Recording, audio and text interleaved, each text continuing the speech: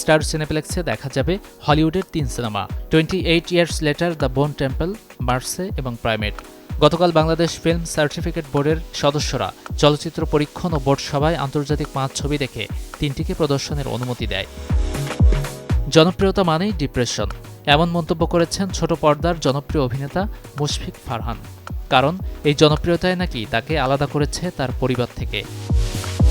তানজিব সারোয়ারের কণ্ঠে ঘণ্টাব্যাপী গান শুনতে পারবেন ভক্তরা, তবে এজন্য খুঁজে দিতে হবে তার বিয়ের আংটি।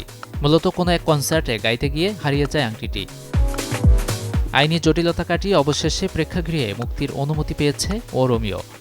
ভালোবাসা দিবস ঘিরে শহীদ কাপুর অভিনীত সুপার অ্যাকশন ঘরানার ছবিতে বাস্তবের এক সন্ত্রাসীর গল্প দেখা যাবে। সুপার বোলের মঞ্চে ইতিহাস গড়লেন পুয়ের্তো সুপারস্টার ব্যাড বানি।